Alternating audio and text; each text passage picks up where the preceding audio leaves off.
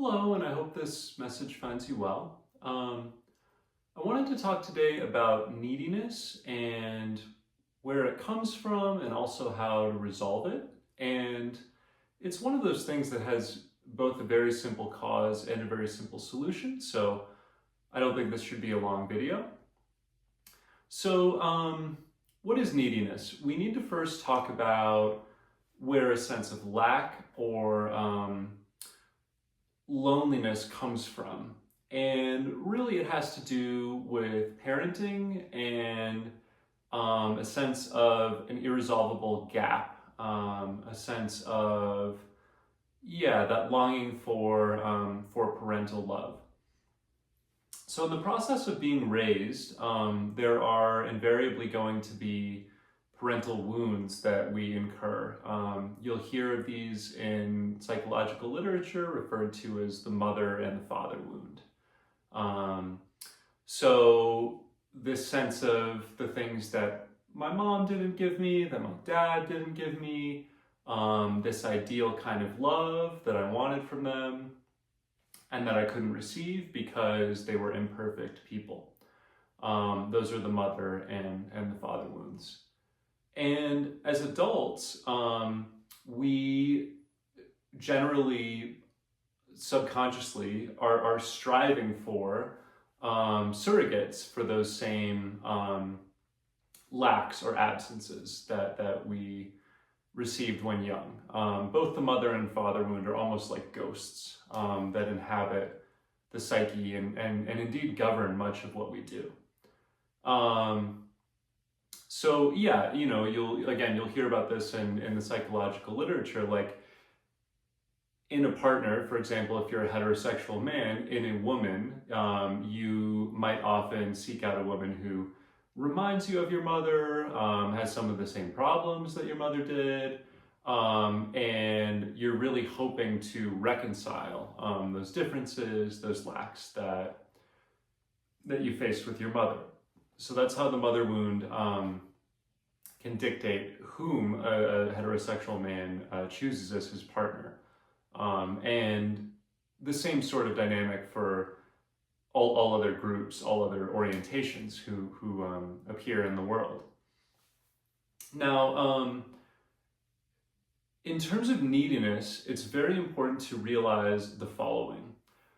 Some degree, some variant of mother and or father wound is inevitable. That is, there is no perfect parent. And why is that? It's because there is no perfect love with a human being as its carrier, as its vessel. And why is that? It's because human beings are imperfect.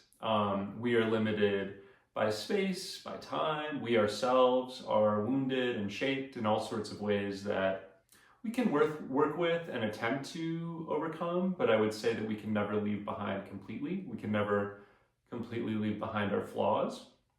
And so necessarily, when we undertake the project of birthing and raising further human beings, our progeny, we're going to pass on some version, some residue of the wounds that we received. So it's inevitable. There's a passage I remember from Infinite Jest where David Foster Wallace talks about this. He hypothesizes a parent who, is always present for their child emotionally and provides sufficiently economically for the child and so on and so forth. Everything seems perfect at the outset or at a glance, and yet the child still has all these misgivings. I forget exactly how it goes, but maybe they wish there was more drama in their life, and they, wish they had more of a sense of struggle to build an identity around, and all these sorts of things. So no matter what the parent does, we're going to have this parent wound. We're going to have these complaints. Now, what is neediness from that place? Neediness is when we look to someone else outside of us to fulfill, to remedy our mother, our father, our parental wound. As I hinted earlier, it's almost exclusively unconscious. It would be, imagine the alarm if someone approached you on a first date and they're like, I'm looking for a surrogate father who's going to do X, Y, and Z for me. Any reasonable person would run for the hills.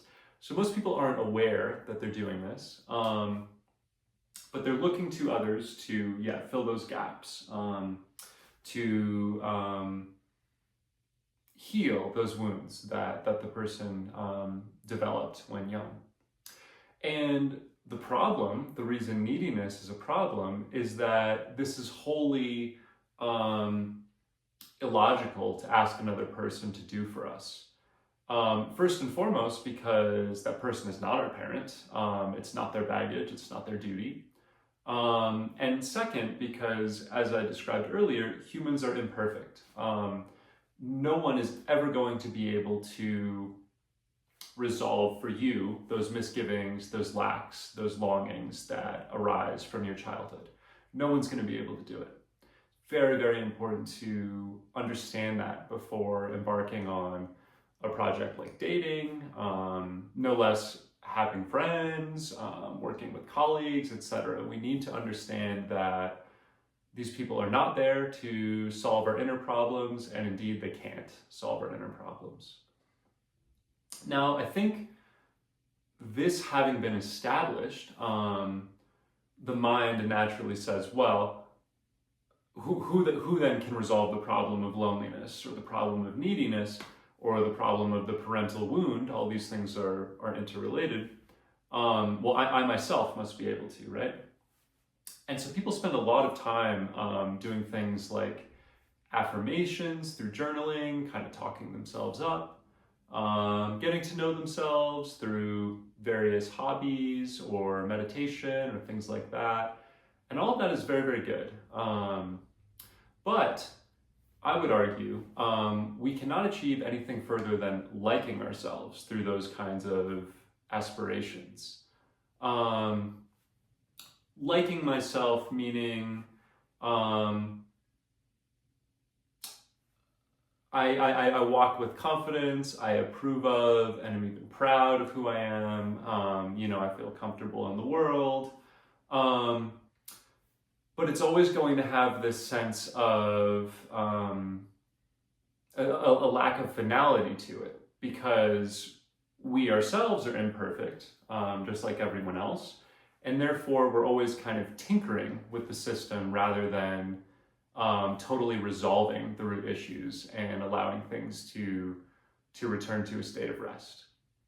I don't feel I said that as clearly as I would like.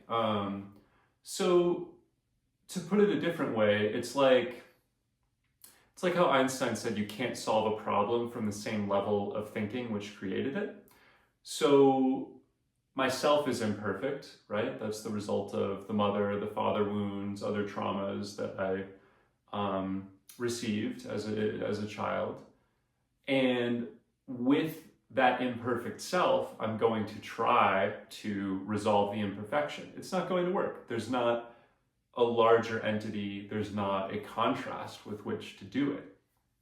And so again, we can like ourselves, we can talk ourselves up through affirmation, some of these other things I mentioned. And it's all very good to do because we're unburdening other people of our neediness when we do those things. We're no longer asking them to give us what we felt we lacked from our parents. But in order to truly transcend this dynamic, we need that which we wanted from our parents and necessarily didn't get, which is a perfect love. And this is why this problem of neediness is fixable only with a God concept of some kind, only with a spiritual orientation of some kind. If you don't genuinely believe in, if you haven't genuinely had direct experience of God, of something greater than yourself, then even hypothesizing such a thing is necessary. So I've talked to, I have an atheistic friend from college who I would say is akin to Spinoza, the philosopher, and how he conceives of the world. That is to say, this friend doesn't believe in anything that supersedes physical matter, but he thinks of the world, of the universe, as an interconnected whole from a materialist perspective. And that in itself gives him a sense that he is a speck in this larger sea of matter. That is like his God concept. And with such a God concept, even if it's in our minds, even if we don't believe in it in our hearts, even again, if it's just a hypothesis, we can experience in the here and now, in our bodies, that perfect love that we longed for as children. Thus, the neediness disappears. Thus, the neediness disappears. It's very essential to realize with this new state of being, that some of the painful feelings that spur neediness will never disappear, or never to the degree that we desire. So for example, we still may feel lonely. We still may feel shame. We still may feel guilt, even over things which aren't directly our responsibility.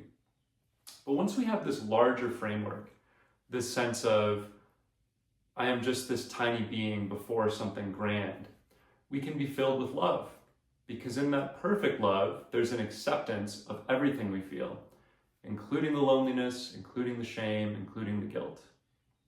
That is what makes us resilient. It's what makes us independent as partners and as people. Because we know it's no one else's duty to remedy, to take away that painful feeling. It's my own, not even my own duty, it's my own province. Like, that feeling is going to live in me, and that's okay. It's part of being human, because I don't need to be perfect. I'm loved, I'm accepted just as I am. So to recap some of what I've said in this video, neediness is a state of asking other people, expecting other people to resolve our parental wounds, our mother, our father wounds, our sense of imperfection that came from the way we were raised. An important realization along the path is that these sorts of absences, these sorts of longings are inevitable. They will always occur, no matter the kind of parenting. This also readies us to be parents ourselves, because we're like, well, I'm going to screw it up, but that's human, and what are you going to do? So those two things. Once we recognize this state of neediness, we can work to like ourselves through things like positive self-talk, and that's fine. But to achieve self-love, we need a God concept. We need the installation of a perfect love. And that can only come through something beyond the human realm, because humans are wounded. The Bible talks of this in terms of original sin, and I view that as a metaphor and totally resonated with it on that front. Humans are imperfect, and therefore no one, including ourselves, can fix this problem at core.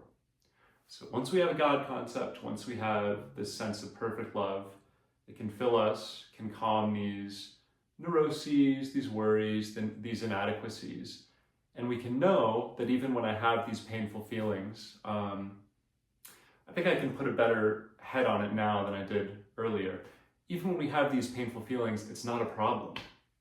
That's the difference. It's not like, oh, my partner has to resolve my loneliness versus I'm going to. It's like, well, loneliness is just a feeling, and it's okay. It's okay to be human. It's okay to suffer. It's okay to be imperfect. That is the kind of peace of mind, literally peace of mind, that we get from God. So thank you very much for listening, and I hope you have a blessed day. Goodbye.